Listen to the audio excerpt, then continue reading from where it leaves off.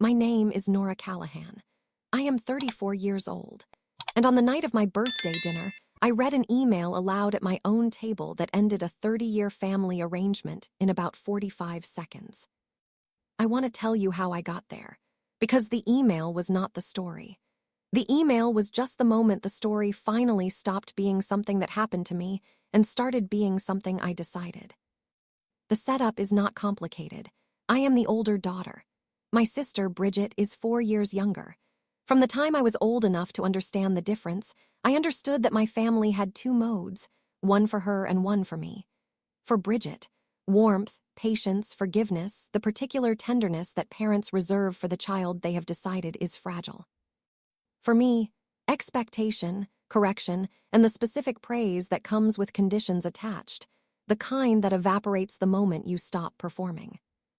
Straight A's were not celebrated in my house. They were baseline.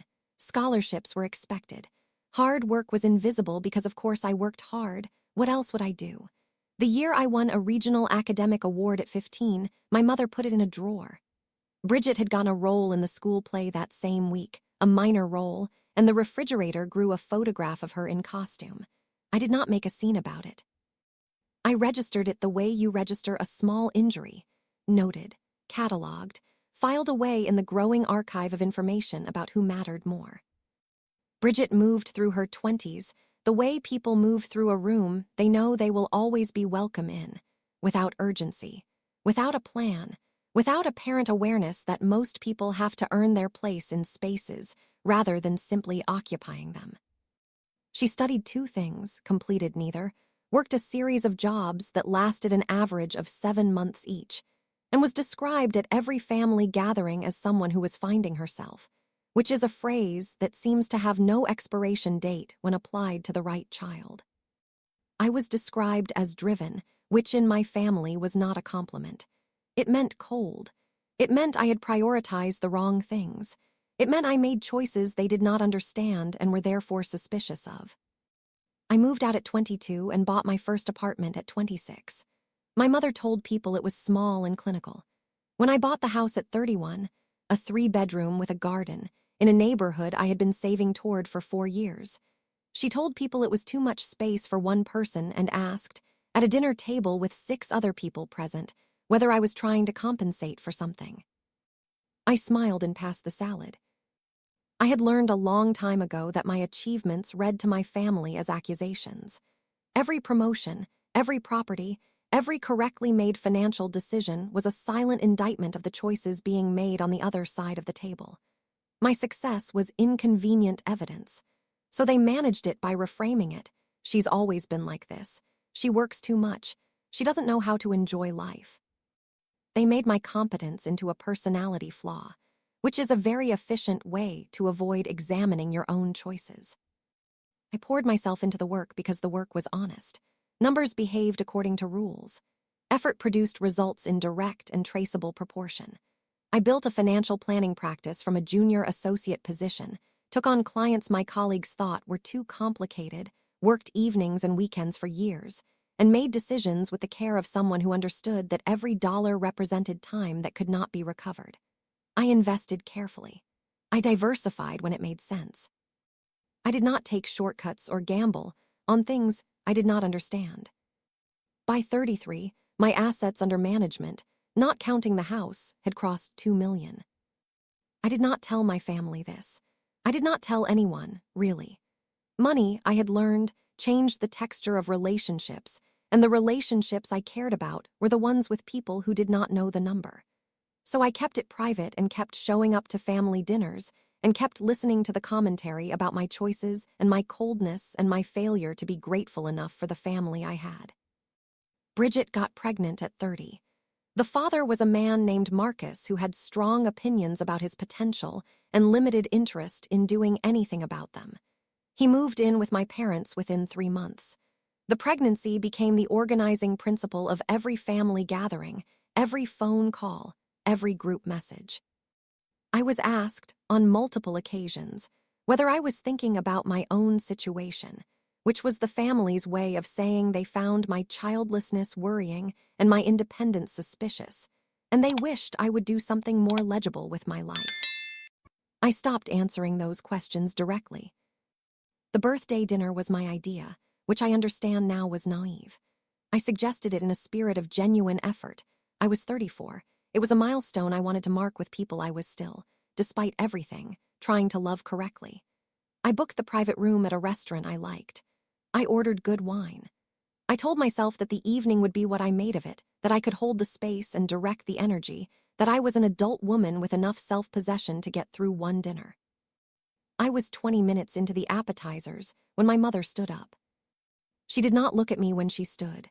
She looked around the table at my father, at my Aunt Carol, at Bridget's partner Marcus, at my cousins Stephanie and Tyler, and she raised her glass with the expression of a woman making an announcement she has been rehearsing.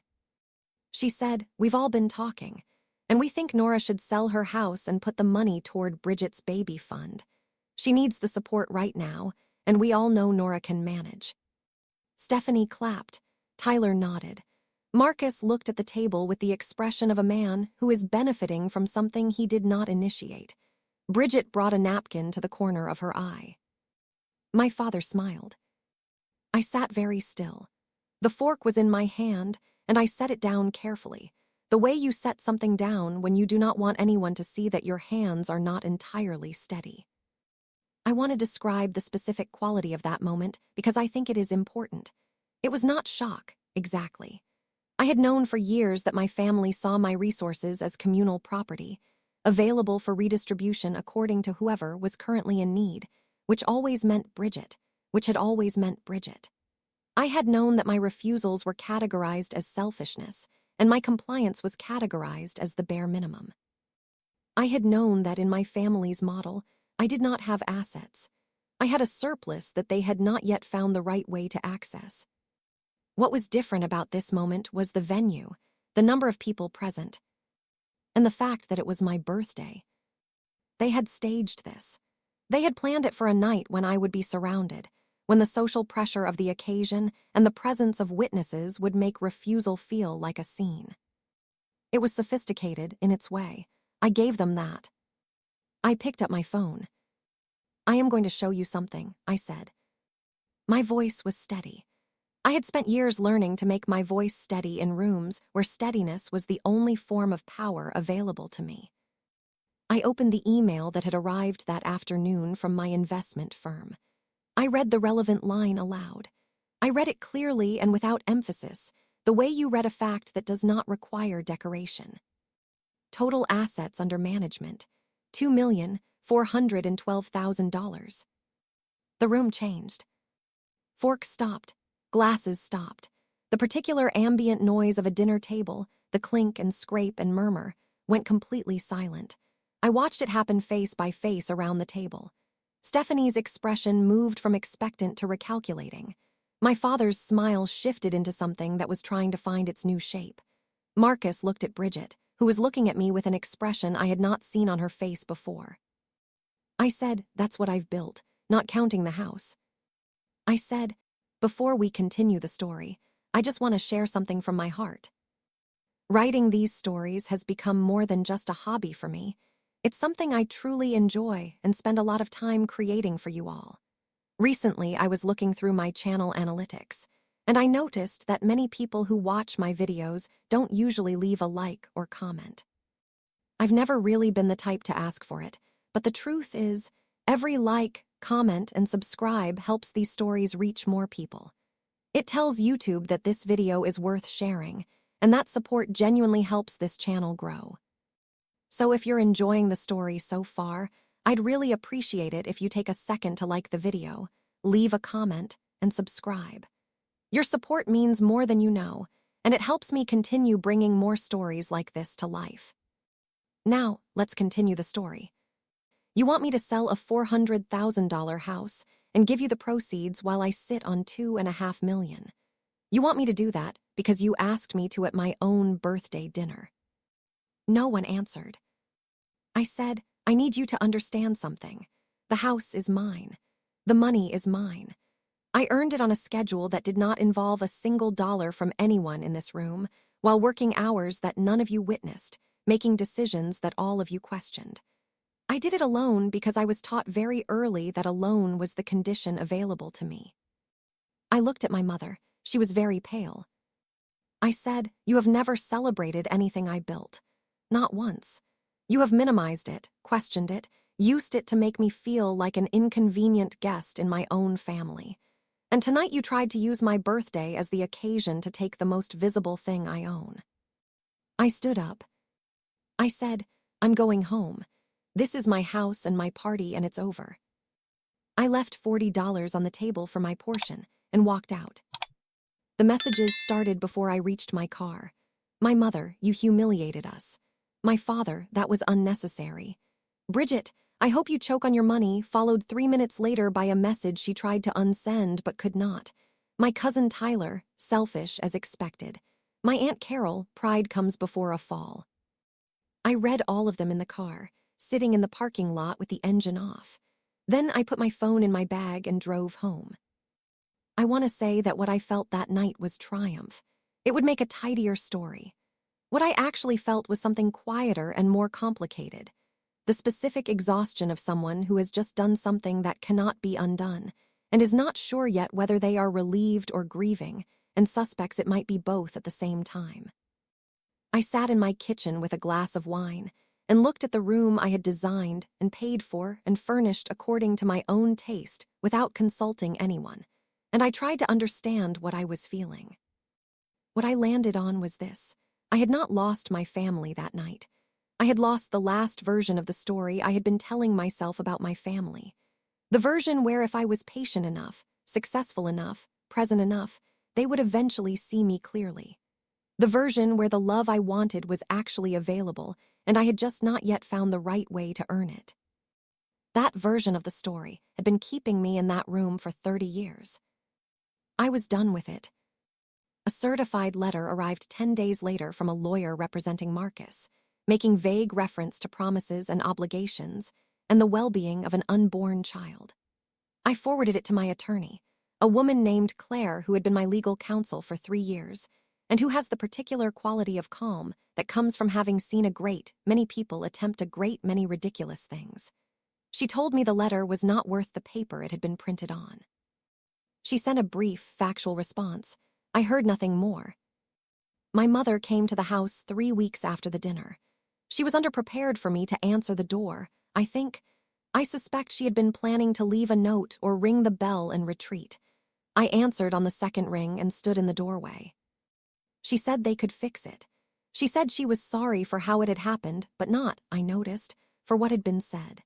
She said I would understand when I had children of my own, which has always been my family's last resort. The suggestion that my choices represent an incomplete development that parenthood would eventually correct. I said I needed you to be proud of me, not of what I could provide or what I could give or how much I could absorb before I complained.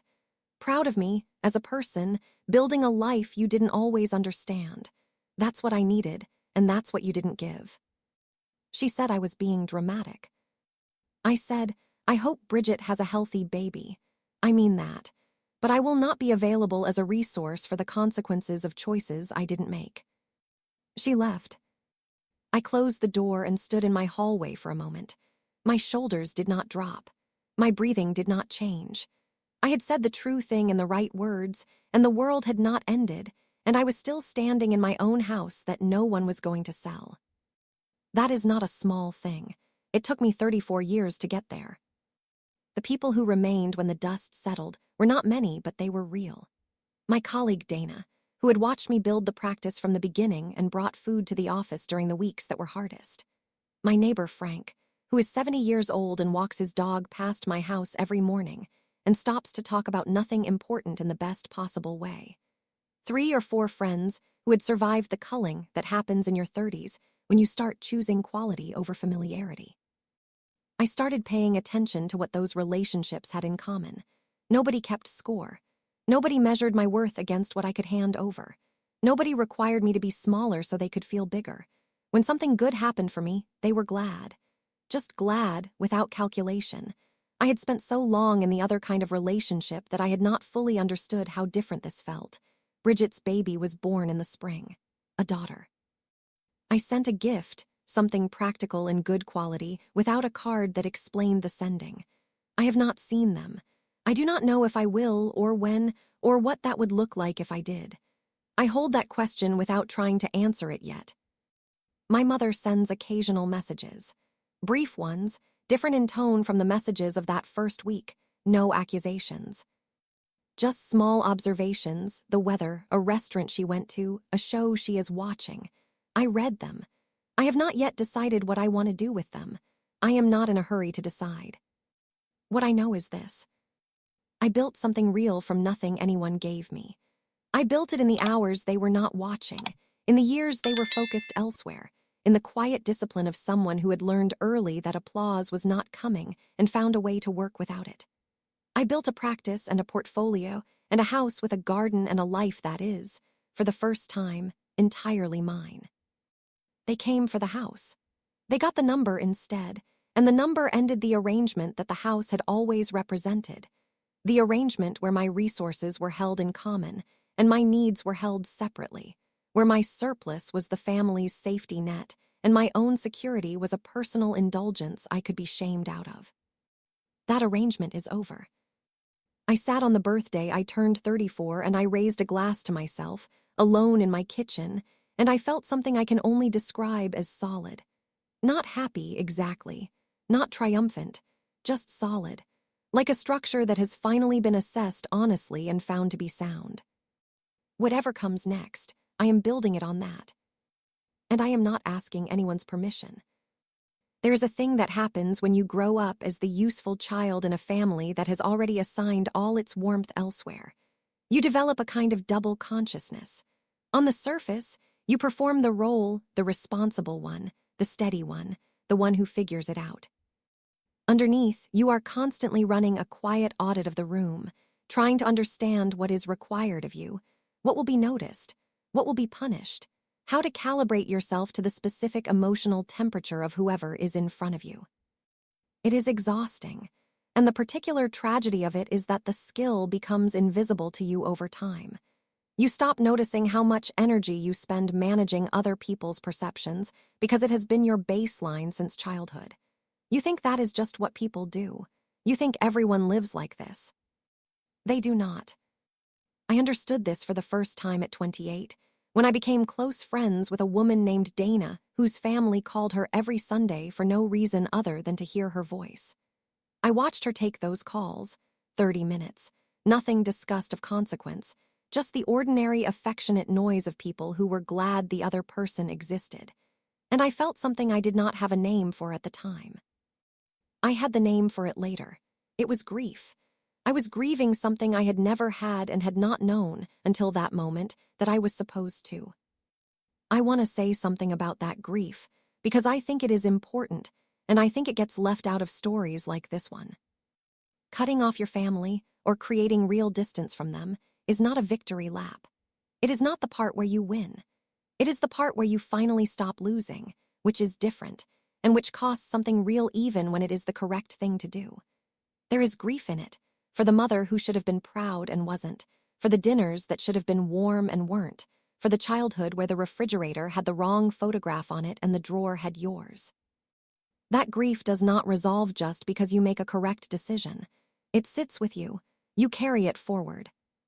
What changes is that you stop adding to it. You stop showing up to the rooms where the injury happens and calling it family obligation. You stop mistaking proximity for love and pressure for care. You stop asking for something from people who have shown you, clearly and consistently over many years, that they do not have it to give. And in the space that opens up when you stop asking, something else comes in. For me, it was slow and unspectacular. It was Dana bringing food to the office during a difficult month. It was my neighbor Frank and his dog and the nothing important conversations on my front walk. It was colleagues who respected the work on its own terms, without needing to manage my ego or compensate for their own. It was the particular quality of being in a room where no one was calculating what I was worth to them. I had not known that rooms like that existed. Or rather, I had known they existed for other people.